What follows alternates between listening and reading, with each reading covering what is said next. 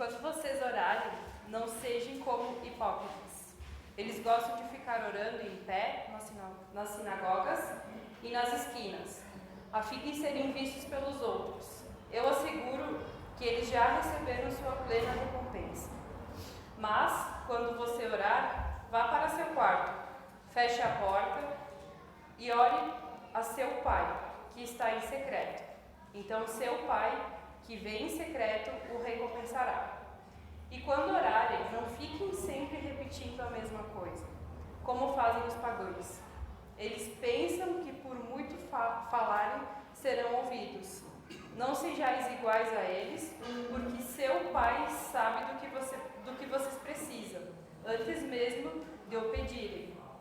Vocês orem assim: Pai nosso, que estás no céu, santificado seja o teu nome. Venha o teu reino, seja feita a tua vontade, assim na terra como no céu. Dá-nos hoje o nosso pão de cada dia.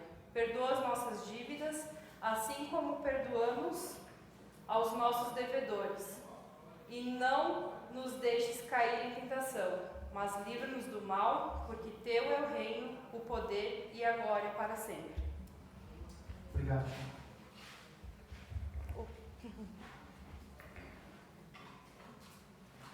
Amém. Glórias a Deus. Obrigado, Senhor, pela Tua palavra, pelo acesso que temos a ela livremente, de diversas maneiras, com diversos recursos que nos ajudam e nos dão acesso à Tua santa palavra.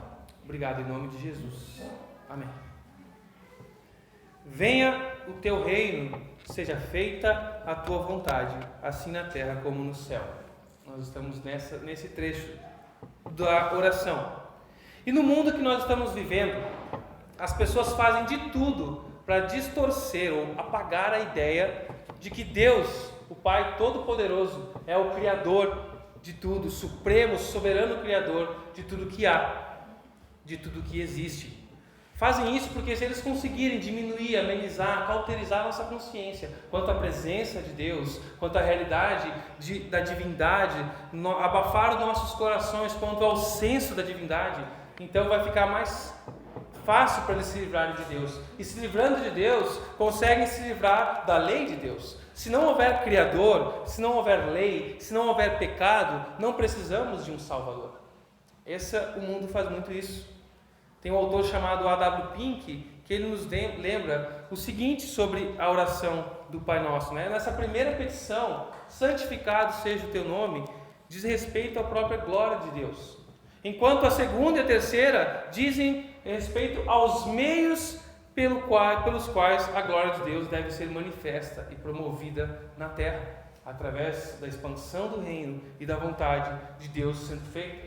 O nome de Deus é santificado e glorificado na proporção que o reino vem até nós e a sua vontade é feita em nós e por nós diante de Deus.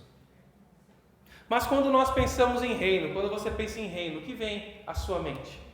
Será que a gente tem nossa construção imaginária hollywoodiana, cinematográfica, pensa em reino com os castelos, com palácios, com jardins, com rios, com povoados ao redor, com soldados com roupas medievais? O que vem à sua mente quando você pensa em reino? Guerras entre reis, áreas de terra. O que vem à sua mente? O que será então que significa o reino de Deus? Certa vez perguntaram isso a um jovem pastor, o nome dele é R.C. Sproul, e ele respondeu de uma maneira simples, que o reino de qualquer rei se estende até o limite do seu domínio. O que é o reino de Deus? Bom, primeiro, o reino de um rei se estende até o limite do seu domínio, concordam? Mas nós cremos que Deus é o Criador de todas as coisas, que Ele reina onipotente sobre tudo. A extensão do seu domínio é o mundo inteiro, o universo todo. E por isso, a resposta simples seria: o reino de Deus é onde quer que Ele reine. Visto que Ele reina em todos os lugares, o reino de Deus está em todos os lugares. Ele é o rei soberano sobre tudo. O reino de Deus não tem fronteiras onde Ele divide com o outro, porque Ele é o único que está no trono. Amém, aleluia. E Salmo 145, versículo 3, nos diz isso. pois teu é o reino para sempre. Tu governas por todas as gerações. Não há eleição, não há destronamento deste rei. Ele reinará, reina e reinará para sempre por todas as gerações. Existe um reinado de Deus sobre todas as coisas, sem limites. Deus domina sobre tudo que existe. Amém? Glórias a Deus. Ao mesmo tempo, quando João Batista começou o seu ministério, vocês lembram qual era a mensagem, o resumo da mensagem da pregação dele? Arrependam-se, pois é chegado o reino de Deus. Né? O reino de Deus está próximo, Marcos 1,15. Arrependam-se e creiam nas boas novas. Jesus usou esse mesmo pensamento quando ele disse lá em Mateus 4,17: arrependei-vos, porque o reino dos céus está próximo. Porque está próximo o reino dos céus. Se o reino de Deus equivale simplesmente a todo o universo e ele domina sobre tudo, por que João e Jesus estão anunciando que o reino dos céus, ou o reino de Deus, que é a mesma coisa, aqui é só nomenclaturas diferentes, estava próximo, prestes a se concretizar? Por que será? Eles claramente queriam dizer algo além dos termos gerais, além dessa generalidade do governo de Deus. É porque na essência desse tema do reino de Deus encontra-se o reino messiânico de Deus, o reino de Jesus, o governo de Jesus, um reino que será conduzido pelo Messias de Deus, o reino que ele vem anunciando por todo o Antigo Testamento, ao qual viria um rei, o escolhido, o ungido, o Messias, que é isso que significa o Messias. Ele seria designado não apenas para ser o libertador e salvador do povo, mas também Senhor e Rei do seu povo. Você se lembra quando Pilatos foi questionar Jesus a respeito do que diziam? Pilatos lá interrogando Jesus, ele falava assim: olha, é verdade que as pessoas estão dizendo que tu é rei dos judeus? E aí Jesus responde para ele, João 18,36: o meu reino não é desse mundo. Se o meu reino fosse desse mundo, os meus ministros se empenhariam por mim, para que eu não fosse entregue aos judeus. Mas agora o meu reino não é daqui. Há um aspecto do reino de Deus global e há um aspecto do reino de Deus espiritual, o reino messiânico de Deus. E é isso que Jesus inaugura aqui. O reino de Deus veio com essa mensagem de que estava próximo, anunciando as boas novas, a boa notícia: é chegado o reino de Deus. E Jesus inaugura isso, mas ele não terminou de estender o seu reino. Ele está estendendo as fronteiras dele. Ele não consumou, essa é a linguagem bíblica, o reino não está consumado, concluído. Ele iniciou e prometeu uma época em que o reino alcançaria o seu penúltimo auge, no qual ele subiria ao céu, se assentaria entronizado à direita de Deus, e ainda será consumado num último ato pleno o fim desta era. Então, pode parecer um pouco complexo, mas é um conceito muito importante da gente entender. O reino espiritual de Deus por meio de Jesus. Quando nós oramos, diz John Stott, quando nós estamos orando para que o reino de Deus cresça, estamos orando para que ele cresça à medida que as pessoas se rendam a Jesus Cristo. O reino de Deus deve ser primeiro estabelecido em nossos corações. Devemos deixar Deus governar as nossas vidas, para que Ele seja Rei soberano sobre o trono que há no meu coração. O conceito de reino pode parecer um pouco difícil de a gente entender e aceitar também essa submissão de um rei, até porque nós vivemos numa monarquia, não? Numa democracia. A monarquia do rei. Nós vivemos numa democracia, até então, pelo menos teoricamente, vivemos, numa democracia, onde nós escolhemos quem vai governar sobre nós, quem vai tomar as nossas decisões. Nós nos orgulhamos de sermos democratas, nós nos orgulhamos e levantamos a cabeça para dizer que nós somos um país que gritou independência ou morte. Não vamos nos sujeitar a ninguém, queremos a nossa independência, a nossa liberdade. E esse grito está dentro do nosso coração também. Nós não queremos que ninguém governe sobre o nosso coração. Eu prefiro ser independente. Independência ou morte. Tem adolescente que grita isso, jovem que grita, eu vou sair da casa dos meus pais, não aguento mais, eu vou morrer aqui. Independência ou morte, ele está gritando. Tem muitos pais que dizem: vai embora antes que você nos mate. Independência ou morte. muitas vezes acontece isso em muitos lares. O nosso coração não quer se submeter a governo algum. Ele quer ser o próprio governante. Foi isso que aconteceu no Jardim do Éden. Adão quis governar sobre a sua própria vida, legislar, saber o que era, decidir para si próprio o que era certo e errado. Foi quando ele tirou Deus do trono e assumiu: eu vou decidir, eu sei o que é melhor para mim. Essa é a nossa natureza. É difícil para nós. Essa linguagem bíblica de reino, de rei, de súditos, deve nos fazer repensar sobre direitos e deveres de cidadãos do reino. O que é ter um rei? Por isso que parece a gente ter uma certa dificuldade para sair da teoria e vir para a prática. Como isso se dá na prática, o reino espiritual de Deus na minha vida? Dessa linguagem aparentemente até poética e romântica para a realidade das nossas vidas. Como isso se torna prático? Como o reino invisível de Deus se torna visível? A maneira pela qual o reino invisível de Deus se torna visível, se manifesta no mundo, é através dos cidadãos do reino de Deus. É através dos súditos, é através dos discípulos. O reino de Deus se torna manifesto, visível nesse mundo, através daqueles que representam o seu rei, aqueles que são embaixadores, aqueles que são os aclamados para representar o seu rei. Não é isso que Paulo explica lá em 2 Coríntios 5,20, de sorte que nós somos embaixadores de Cristo, representamos os interesses de Deus aqui na terra. Um embaixador representa o seu governo em outro país. Nós estamos nesse mundo representando o governo do nosso rei. Mas a gente se esquece tanto disso. E nos impressionamos com os ingressos dos parques temáticos, com as flores, com as construções. Esquecemos que estamos aqui em missão, governados por um rei. Isso vai se manifestar nas minhas palavras. Isso vai se manifestar nas minhas piadas. Isso vai se manifestar no meu vocabulário. Isso vai se manifestar. Isso vai dizer se há um rei na minha vida e quem governa a minha vida. Será que as minhas palavras apontam para isso? Será que o meu comportamento no ambiente de trabalho mostra ao reino, que há um reino em minha vida ao qual eu pertenço? Será que a minha carteira, a minha conta no banco, a minha generosidade e compromisso com o reino mostra que de fato há um rei na minha vida? Ou esse rei está apenas no campo da espiritualidade, da invisibilidade, até para você? Se as pessoas olham para a tua vida, para o teu jeito de tratar tua esposa, para o teu jeito de tratar teus filhos, olham como você usufrui, como você faz o teu lazer, o teu descanso. Se as pessoas observarem como tu usas os teus recursos, se as pessoas observarem o teu comportamento, como você se compromete com a igreja, a qual você diz que é a família de Deus, será que elas dizem que tu é de onde? Será que elas vão dizer: esse é um típico barbosense? Será que elas vão dizer: esse cara é um típico gaúcho da serra? Será que eles vão dizer: esse é gaúcho mesmo, olha o jeitão dele? Esse é nordestino, está na cara. Esse aqui só pode ser do norte, olha o jeitão.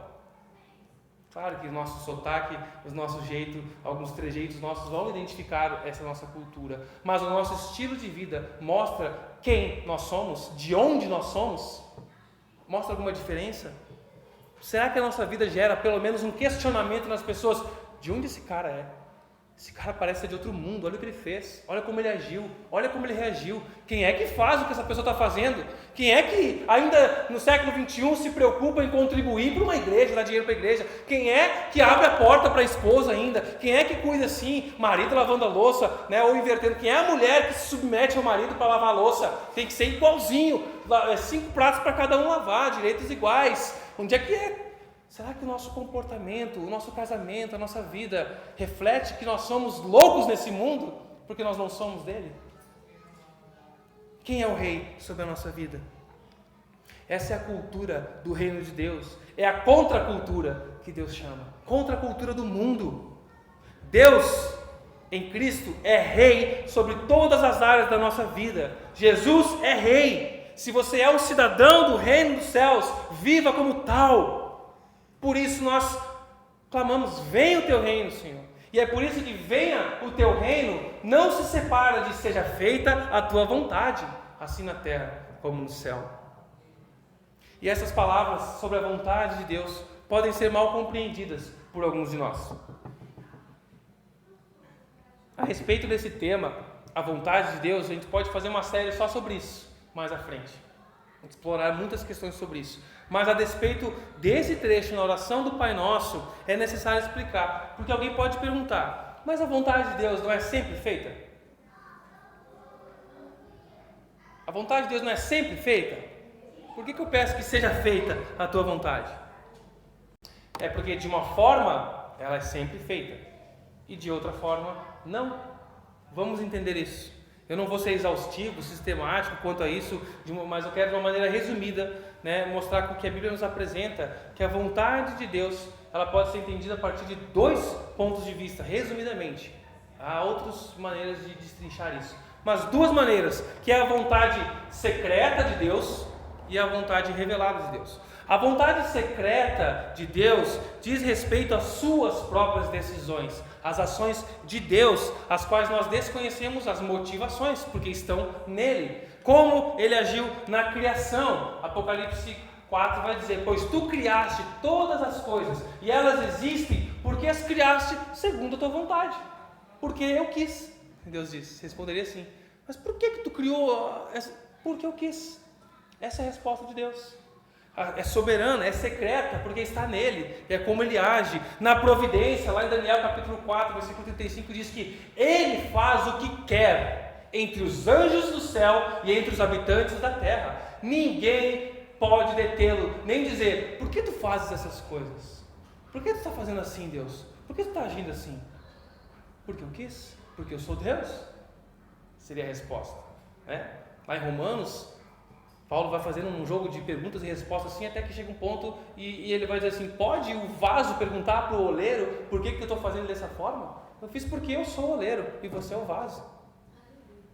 Eu faço porque eu sou Deus, eu sei o que é bom, o que é perfeito, o que é agradável, o que é melhor. Deus, a sua vontade secreta também, na sua graça, lá em Romanos 9, ele diz isso: terei misericórdia de quem eu quiser ter misericórdia, e terei compaixão de quem eu quiser ter compaixão. Mas Deus, tu não ama o teu amor a gente cantou aqui, ousado, infinito, tu me ama mais do que os outros 99. Não é mais do que os outros 99, não é isso. Não é sobre nós, é sobre Ele. Ele nos ama para apontar para Ele. E a sua vontade secreta, porque Ele age em algumas coisas que nós não temos respostas, nós precisamos descansar e confiar nele. O que Deus decretou é sempre desconhecido ao homem. De todos os homens é desconhecido, até ser revelado por profecias, pelos profetas, na palavra dele, ou pelos acontecimentos à medida que acontecem. Conforme vai acontecendo, a gente vai entendendo o que era para acontecer. Por outro lado, a vontade revelada de Deus é a regra para as nossas ações e decisões. Visto que Deus deu a conhecer, Ele se revelou pela palavra dele, a Bíblia, Ele mostra o que é que Ele quer, o que é agradável a Ele e o que nós precisamos saber, tudo o que nós precisamos saber. No primeiro sentido, a vontade secreta de Deus ela é sempre feita, tanto na terra como no céu, porque ninguém pode frustrar os planos do Senhor, ninguém pode impedi-lo, nem homens, nem governos, nem políticas, nem poderes infernais, nem mesmo Satanás, nada pode impedir a vontade de Deus de se realizar, irmãos. E por outro lado, a vontade revelada de Deus, ela é violada todas as vezes que eu e você quebramos os preceitos do Senhor, desonramos os seus mandamentos, quando o seu estatuto é desobedecido. Isso fica muito claro quando Moisés, esses 2 conceitos, lá em Êxodo, inspirado pelo Espírito Santo, registra e deixa para nós, em Deuteronômio 29, 29. O texto diz: as coisas encobertas pertencem ao Senhor, nosso Deus, mas as reveladas pertencem a nós e nossos filhos para sempre, para que obedeçamos a todas as palavras da lei. Eu gosto da versão na NVT que diz o seguinte: o Senhor nosso Deus tem segredos que ninguém conhece. Não seremos responsabilizados por eles, mas nós e nossos filhos somos responsáveis para sempre por tudo que Ele nos revelou, para que obedeçamos a todos os termos da lei. Como isso aqui faz sentido e tem que fazer isso na nossa vida prática, irmãos? Seja feita a tua vontade, assim na terra como no céu. no contexto da oração modelo, tem a ver com pedir que a nossa vida entre em concordância com a palavra de Deus, com a vontade revelada de Deus para nós. Precisamos conhecer a vontade de Deus. E precisamos também assumir e reconhecer que a nossa vontade, os nossos desejos são pelo menos duvidosos, enganosos. E precisamos desejar, buscar a vontade de Deus, buscar querer ela. É até buscar querer, é buscar querer e buscar conhecer e buscar fazer a palavra, a vontade revelada de Deus. E é por isso que nós oramos: Pai nosso, que a tua vontade seja feita, soberana sobre a minha, superior à minha, que a minha se submeta à tua. Venha o teu reino, seja feita a tua vontade. A oração do Pai Nosso não é apenas um modelo de oração, mas um modelar da nossa vida, irmãos. É prática. E ela nos revela, essa palavra, essa frase, essa sentença, venha o teu reino, seja feita a tua vontade, nos revela pelo menos 4 atitudes que um discípulo de Jesus deve ter. A primeira, renda-se aos propósitos de Deus. Aquele que ora sinceramente para isso, necessariamente se entrega aos propósitos do Senhor, descansa no Senhor, sem reservas, faz o que Deus mandou fazer. Ele proclama a sua renúncia a tudo que é contrário à vontade de Deus. Como textos lá em 2 Timóteo vão dizer da inclinação, como Satanás inclina a nossa vontade, a vontade dele. Vai falar do texto de 1 Pedro, que vai dizer que as nossas inclinações são corrompidas, a nossa natureza. Nós precisamos anular a nossa vontade, nos submeter à vontade revelada de Deus, para que a nossa seja transformada. De uma perspectiva positiva, quando a gente ora, seja feita a tua vontade, nós estamos implorando a Deus por sabedoria. Queremos saber para como fazer a tua vontade. Quero aprender, eu quero desejar e eu quero cumprir a tua vontade. O Salmo 119 é um salmo fantástico que fala da beleza da palavra de Deus, das Escrituras. É lá que ele vai dizer: Senhor, ajuda-me a entender as tuas ordens. Senhor, ensina-me os teus decretos. Ó Senhor, eu os guardarei até o fim. Inclina o meu coração para os teus estatutos e não para a ganância. Ele pede: Senhor, me ajuda a entender, a compreender, a querer, a desejar a tua palavra, a Bíblia, os estatutos, os decretos, as ordens, a lei do Senhor é a palavra dele.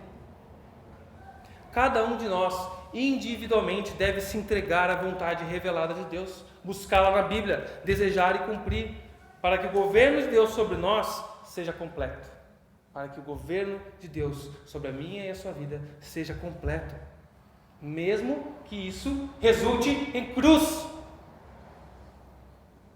Não foi assim que Jesus orou no Getsemane? Ou vocês acham que ele não sabia o que iria acontecer? Quando ele diz: Pai, se possível, afasta de mim esse cálice, mas seja feita a tua vontade. E Jesus conhecia as Escrituras, saberia o que ia acontecer com o Messias, como ele seria crucificado, como ele iria padecer, sofrer, ser humilhado. Mas seja feita a tua vontade. Senhor, a tua palavra me diz que todos quanto querem viver piedosamente em Cristo Jesus, ser um discípulo fervoroso, vai sofrer perseguição. Mas eu quero isso, seja feita a tua vontade, eu quero honrar a ti, eu quero dedicar a minha vida a ti e usufruir da tua paternidade, do teu amor, da confiança e segurança que há em ti. Orar pelo reino significa comprometer-se com a cruz. Orar pelo reino significa comprometer-se com a cruz. A.W. Pink escreveu: é pior do que inútil chamar Deus de rei se seus mandamentos forem desrespeitados por nós. É pior do que inútil. Achei interessante, me deu na cara. Primeiro, renda-se aos propósitos de Deus. Segundo, anuncia o Evangelho. Orar: venha o teu reino. Nós vamos orar sempre até que Cristo volte. Venha o teu reino, mesmo que o reino já esteja aqui, como diz em Lucas 17, 21. Não se pode dizer que ele está aqui ou está ali, porque o reino de Deus já está entre vocês. Não é um lugar, não é uma geografia, não é geográfico. Está entre nós. Mas ele ainda está ausente em muitos corações. E por isso nós oramos que venha o teu reino, que ele se estenda, se expanda em mais corações, porque é na salvação de almas perdidas que o reino de Deus avança. Conforme o evangelho puro, simples, é pregado, anunciado, e os pecadores se arrependem e creem, o reino de Deus vai alargando as suas fronteiras. A nossa luta, irmãos, não é contra carne ou sangue, não é pela tomada de poder, para a extensão do reino de Deus geográfico. O avanço do reino, a melhoria verdadeira e permanente nos indivíduos que precisam de ajuda, nas famílias, vem quando o Pai nosso, pela graça revelada no Filho e pela ação do Espírito Santo, reina no coração dos homens. Por isso nós precisamos anunciar o Evangelho, pregar o Evangelho, pregar com palavras, pregar com a nossa vida. Esse é o meio de colocar em prática: venha o teu reino, seja feita a tua vontade. Esse é um meio, esse é o meio que Deus revelou na palavra, que Ele escolheu para expandir o seu reino. Essa terra tem se parecido mais com o inferno, no sentido do avanço do mal, do que com o céu. Mas a nossa oração é que venha o teu reino, que vidas sejam transformadas e que essa região, essa cidade, o meu lar seja cada vez mais parecido com o céu, com o teu reino, onde haja graça, onde haja perdão, onde haja amor, onde haja cumplicidade, onde haja tolerância, onde haja suporte um ao outro, na minha casa, na minha igreja, na minha cidade, que nós possamos expandir em amor como discípulos de Jesus. E que cada vez mais o aspecto do mal, o avanço do inferno seja refreado. Por isso, a oração do Pai Nosso é uma oração missionária. Sendo uma oração modelo, ela nos ensina a priorizar a propagação do Evangelho, o apoio a missões locais, o apoio a missões transculturais, a missões internacionais, ajustar as nossas prioridades de vida. Por isso que orar venha o teu reino e acovardar-se na obra missionária do evangelismo é uma contradição de vida. Terceiro, conheça a vontade revelada de Deus na Bíblia. Precisamos gastar bem menos tempo nos preocupando e nos discutindo com os mistérios não revelados de Deus, com a vontade oculta de Deus, e precisamos gastar mais tempo nos concentrando em conhecer e cumprir a vontade revelada de Deus, que já é bastante para nós. Nós temos muito a que dar conta, mas a gente gasta tempo em especulações, em coisas que Deus disse: te aquieta com isso e faz o que eu já falei que tem que fazer. Sossega aqui, eu sou Deus. Descansa. Isso não significa um compromisso cego com o fatalismo. Deixa acontecer naturalmente. Não vou cantar, irmãos, o resto. Não significa também a gente ser fatalista ao ponto de dizer o que há de ser será, seja assim mesmo, e vivendo esse fatalismo. Não é isso. Não é também um orar: Senhor, faça tudo o que tu quer, tu sabes de tudo, eu confio em ti, faça o melhor, toma aqui o controle da minha vida e pode me conduzir. É uma oração sincera, mas muitas vezes a gente quer se isentar da responsabilidade que Deus nos deu, de conhecer a vontade dele e obedecer e cumpri-la. Seria muito mais fácil se Deus tomasse todas as decisões por mim. Mas não foi assim que Ele escolheu. Ele escolheu deixar a vontade dele revelada para que eu o busque, o conheça, e baseado no que eu conheço de meu Deus, eu tome as minhas decisões. Deus, eu devo casar com essa pessoa ou com essa? Qual que é a vontade de Deus para mim? Será que é essa pessoa de bigode? Será que é esse sem bigode? Será que é esse de barba? Será que é esse sem barba? Qual é a vontade de Deus para minha vida? E a gente transforma num mistério isso, quando Deus já nos revelou como é o perfil de uma pessoa para quem a gente deve casar. E as coisas podem ser muito mais simples do que a gente transformar tudo num mistério e também colocar a responsabilidade sobre outros. E a gente procura revelações. Deus revela: vou procurar alguém que vai me dizer com quem eu tenho que casar. E aí depois, se dá errado, você vai dizer que foi quem? Foi Deus.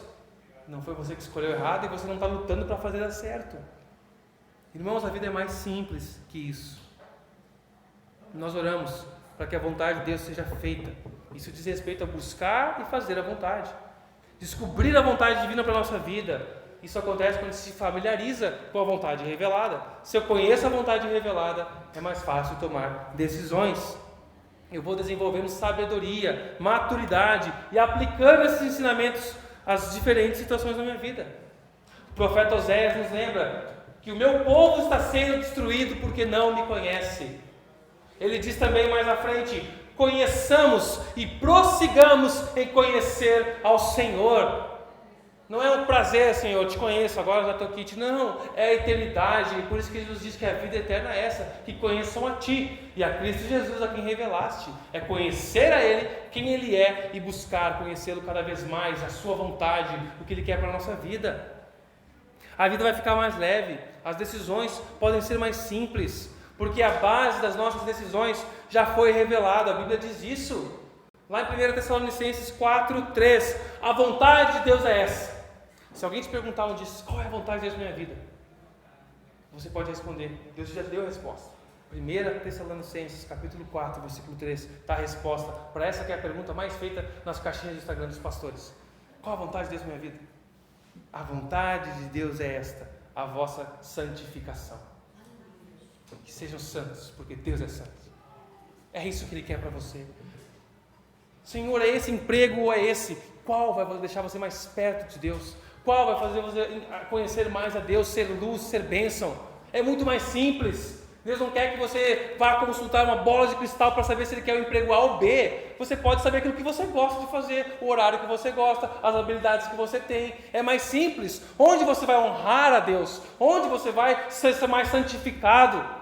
Muitas vezes é no fogo, na luta. A vida fica mais fácil quando a gente entende que a vontade de Deus é a santificação.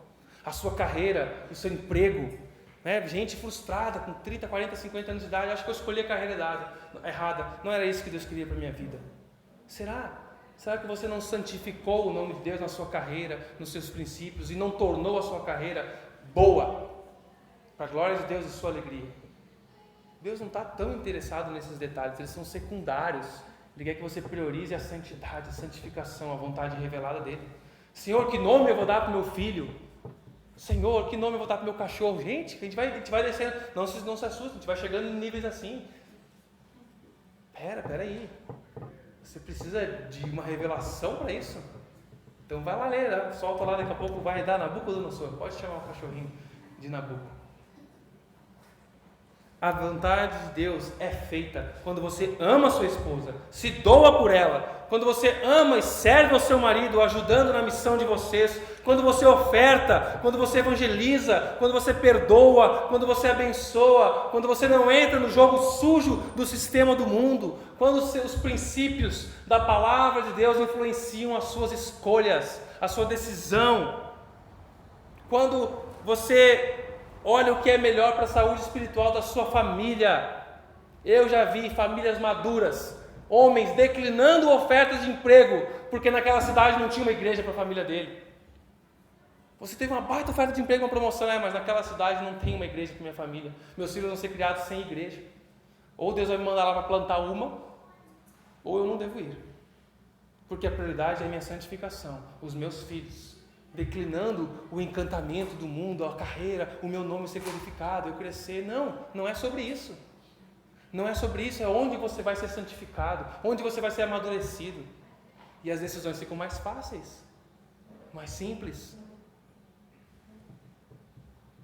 Não é apenas onde eu vou ganhar mais. Deus está me abençoando, olha, vou ganhar mais, está te abençoando. Você vai trabalhar 15 horas por dia, vai ficar longe da tua família, não vai ver mais teus filhos, não vai ter igreja para os teus adolescentes, para os teus filhos crescerem. Isso é bênção de Deus? Ou é uma tentação? O seu desejo de ganhar mais, de crescer na vida?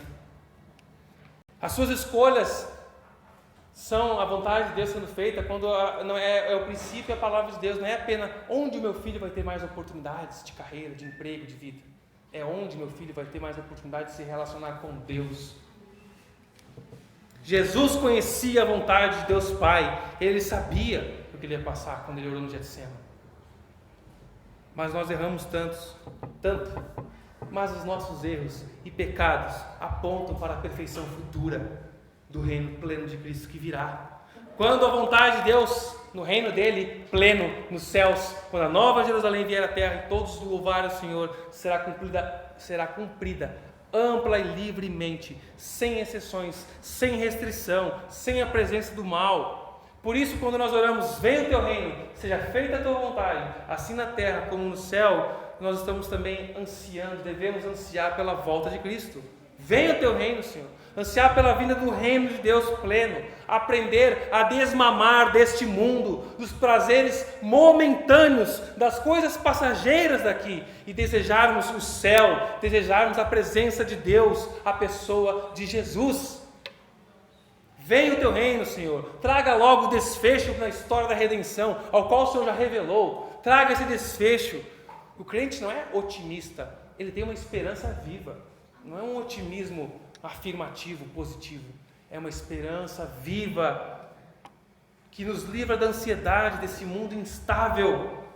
O crente é chamado de crente porque crê em Jesus e crê que Ele virá.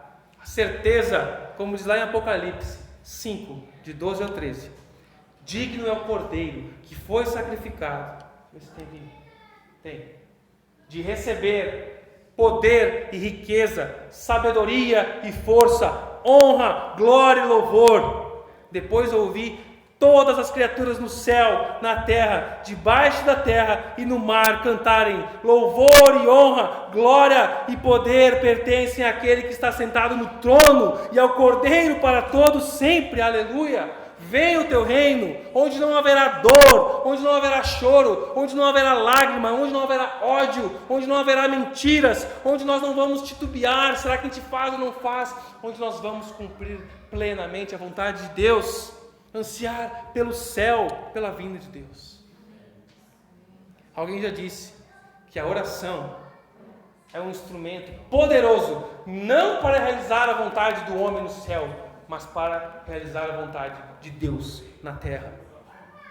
Deus e não o homem é o centro do universo. É a vontade dele que é boa, perfeita e agradável e deve prevalecer na terra. Recitar o Pai Nosso é fácil, mas nós devemos estar atentos, pensando nas ações revolucionárias resultantes desta oração, que impactam o nosso modo de vida, porque o Pai Nosso não é apenas um modelo de oração, mas um modelar da minha e da sua vida.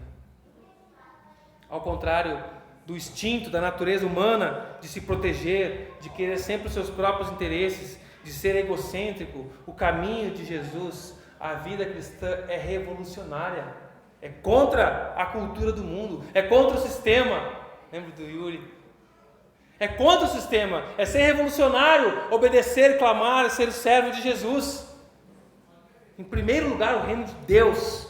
Em primeiro lugar, a vontade de Deus, o nome do rei, o reino do rei e a vontade do rei em primeiro lugar. E não o meu nome, não a minha reputação, não o meu currículo, não os meus bens, não a extensão das minhas propriedades, das minhas terras, não a extensão do meu reino, não o meu, mas o reino de Deus. Se os cristãos, crentes em Jesus, vivessem assim. Se nós começássemos a colocar em prática isso hoje, essa semana, eu creio que impactos aconteceriam na vida de muitas pessoas nessa cidade. Se nós vivêssemos com essa consciência: venha o teu reino, Senhor. Eu quero fazer a tua vontade, conhecer a vontade revelada, amar e obedecer ao Senhor. Volta logo, Jesus. Vamos nos submeter. Vamos priorizar o nome do Pai, o reino do Pai, a vontade revelada na Bíblia. Chega de preguiça, chega de procurar por mistérios. Compreenda e comprometa-se com a palavra revelada de Jesus a nós. Amém?